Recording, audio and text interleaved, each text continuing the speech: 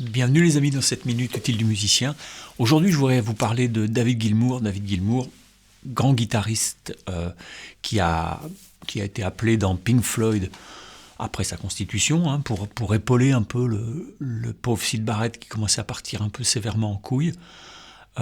Syd Barrett pour moi c'était vraiment l'âme de ce groupe, et puis après il a eu des affections mentales qui l'ont empêché de continuer à jouer avec eux, et donc Gilmour est arrivé à ce moment-là. C'est un grand guitariste pour des simples raisons. C'est qu'il fait des choses très simples, mais il les fait très bien.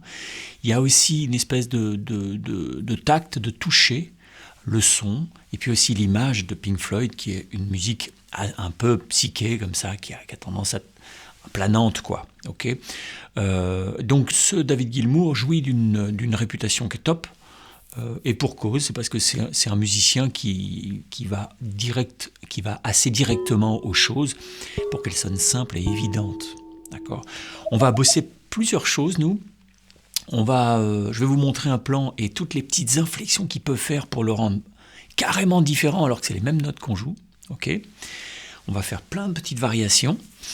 Ensuite, on va voir aussi que ça lui arrive de jouer des arpèges ou des triades, mais pas n'importe comment. Y compris si on prend l'arpège le plus con qui puisse arriver sur un contexte, comment faire pour qu'est-ce qui marche et qu'est-ce qui ne marche pas. Ça, c'est une histoire de phrasé, donc quelque part d'élégance. Okay ? Bon, moi j'aimais bien quand il y avait Roger Waters avec lui, parce que ça fritait au niveau humain, et du coup ça donnait des choses un peu créativement intéressantes. Bon, commençons avec ces trucs simples, mais jamais kitsch. Par exemple, quand il fait... Ok, il va pouvoir le faire de plusieurs façons. Si on fait les notes... Lui, il va le faire à l'origine comme ça. Un bend d'un ton. Donc, il faut soigner vos bends. Pendant que tu es là-haut, tu laisses durer. Et tu vas jouer celle-là, ok ? La septième mineure, on est en mi. Mettons un mi derrière.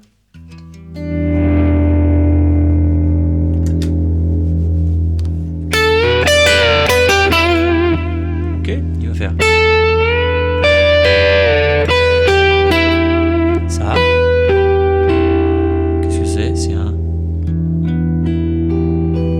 mi mineur. Donc sur mi mineur, là j'ai mis un mi mineur 7 derrière, mi mineur. Il va jouer la triade de mi mineur. Ok. Mais il va faire un petit bout de penta. Je baisse un peu ça.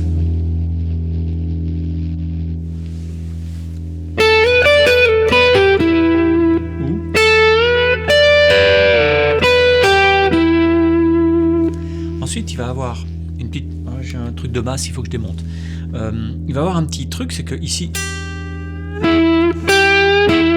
Ça, c'est la tierce mineure, ok ? Votre tierce mineure, si vous voulez sonner blues, il faut la tordre.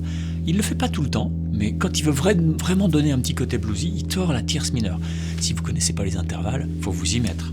Eps. Les intervalles, c'est hyper important pour qu'on parle la même langue, mais pas vous et moi, vous. Et le reste de la planète. Une tierce mineure, c'est ce qui sonne blues. C'est ça qui fait sonner blues. Si vous ne savez pas ce que c'est qu'une tierce mineure, ce sera compliqué de tout repérer. J'ai fait une formation qui repère tout sur l'instrument, sur le manche, qui vous fait reconnaître les intervalles d'oreille et qui vous explique un petit peu les bases de tout ça pour que la théorie soit plus un problème, mais de la pratique. Donc quand il fait ça... Toi, c'est pas... Ça va dépendre sur quel contexte, ça va dépendre de son humeur. S'il veut sonner blues, ok. Il y a aussi d'autres inflexions qui sont intéressantes. Ici, on n'est pas obligé de monter jusqu'ici, on peut monter parce que si on monte jusque là, on monte jusqu'à la B5.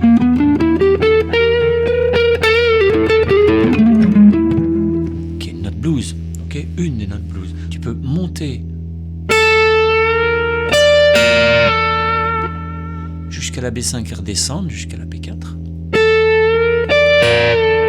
Ou alors tu peux monter jusqu'à ici. Et là, redescendre uniquement jusqu'à la B5, la quinte diminue.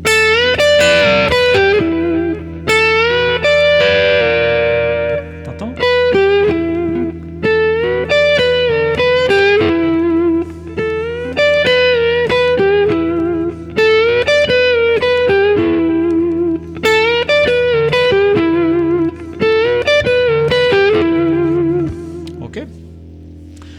peux faire là, ici,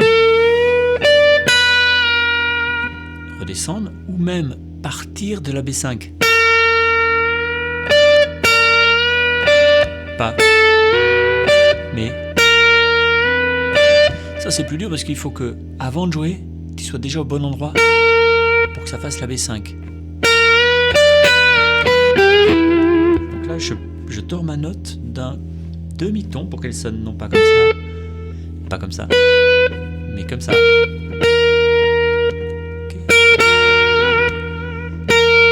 Je la monte, je joue l'autre. Ok, alors vous allez me dire pourquoi tu pars pas d'ici? Parce que ça sonne pas pareil. C'est tout simple. Ok, vous voyez toutes ces variations. Alors je vous les mets dans un PDF, d'accord, de où je pars. Dans quel sens je peux faire celle de la première mais pas la deuxième, ou la deuxième mais pas la première. Tout ça pour dire... Ok. Je vous fais...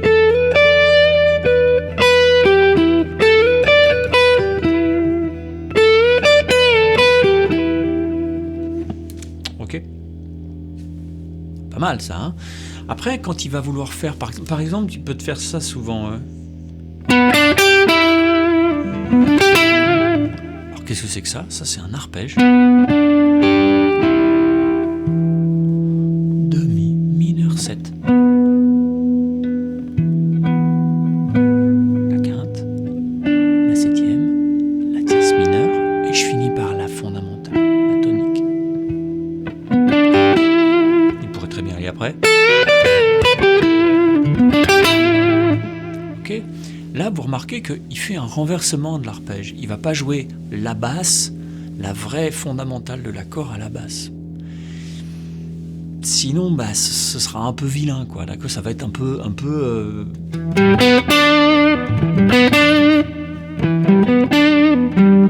a compris. Ah, bah là, ok. Et surtout que lui, il va pas aller vers ça. Tu peux le trouver dans des trucs plus jazzy.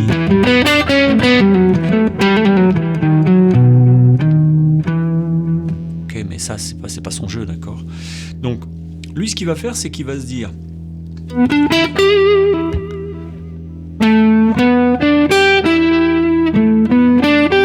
Ça, c'est les 4 notes de mon arpège de mi mineur. Elles sont là aussi. Et si je les joue comme ça, je me retrouve avec un truc qui ressemble plus à une penta qu'un arpège mineur 7, même si c'est un mineur 7. Ok? Un arpège mineur 7, c'est inclus dans la penta mineure. C'est pour ça que ça se ressemble, d'accord? Quand tu fais ça, bon bah ça c'est un arpège mineur 7 de mi mineur 7. Ok. Ce qu'il va faire aussi souvent, c'est qu'il va pouvoir le faire non pas, mais comme ça. Tu vois, il va pas partir de la tonique de l'arpège. Je vous rappelle qu'un arpège, c'est comme un accord, mais joué note à note, fondu, quoi. Il va partir de la tierce mineure. Ok.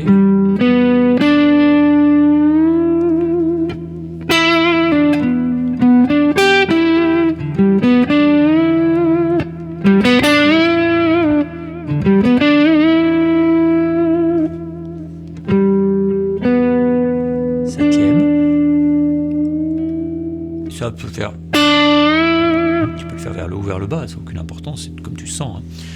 Hein. Tierce mineure, quinte, septième mineure, et le mi, la tonique. Ok. Sauf que là, au lieu de faire... Ça marche déjà, il fait...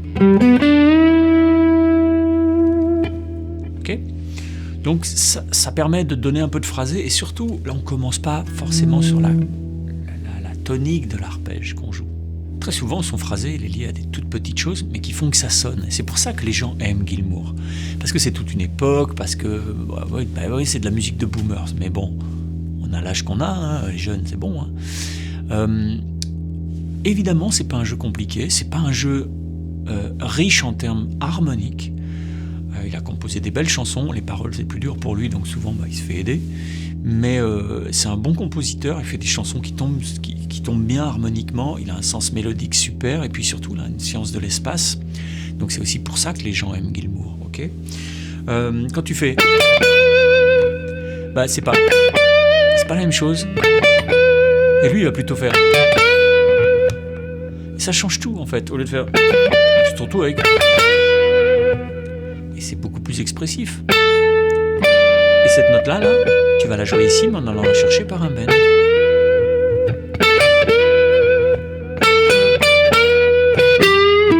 Ici, la tierce mineure, faut la tordre. Ici, ce qui est bien, c'est que tu vas chercher une position 4.